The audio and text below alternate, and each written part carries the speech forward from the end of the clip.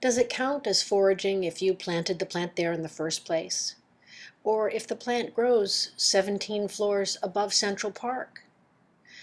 Any way you look at it, Amelanker berries are one of my very favorite foraged crops. Some people call them service berries, some people call them June berries, but whatever you call them, they are delicious.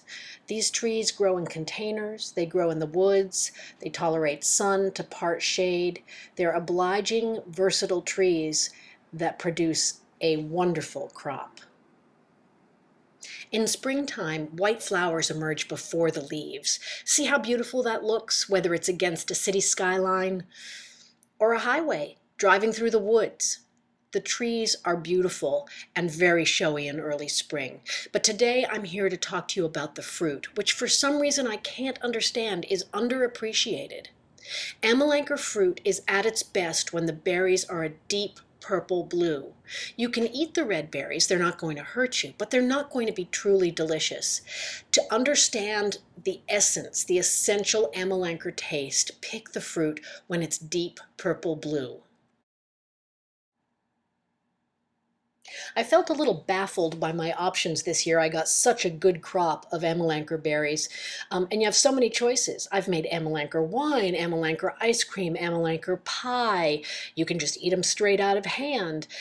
Because I wasn't sure what I wanted to do with them this year, I decided to freeze them and put off that decision. You know, never do today what you can put off until tomorrow. What you see me doing here is freezing them in a single layer on a baking sheet. That allows me to then bag them after they're frozen, and I can measure them out and use them as I need them without worrying about them all sticking together. After much deliberation, my friend Sarah and I decided to make Amelanker sorbet. We took a generous 2 cups of Amelanker berries, added 2 tablespoons of ground sumac, but you could also use lemon juice, and 2 squeezes of maple syrup. You could use agave nectar, honey, sugar, whichever you like. This is one of those sweeten to taste recipes. And believe me, you don't want to over-sweeten. You really want the taste of the fruit to come through. So you've got all of that in your food processor or your blender. Go ahead and hit puree.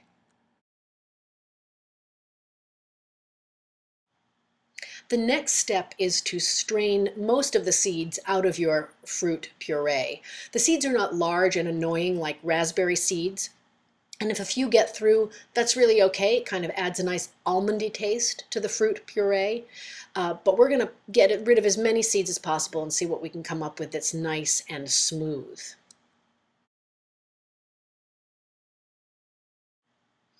The fruit puree goes into the ice cream maker.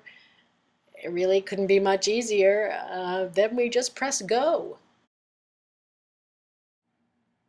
While we're waiting for that Amelanker sorbet to freeze, we're going to keep busy by eating some Amelanker tart and entertain ourselves by feeding Boos some Amelanker berries, which he loves. Don't you, Boos? Don't you? You do. Okay, you can have the raw berries. We're going to go back and chow down on that tart.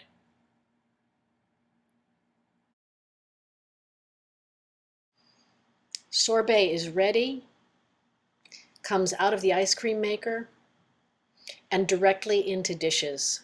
We're not even going to pretend to save this to share with anyone.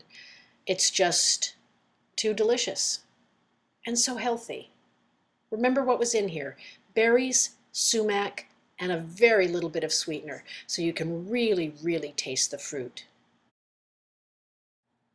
So early next spring, when some beautiful white flowers catch your eye, make a mental note and go back to that tree sometime in June.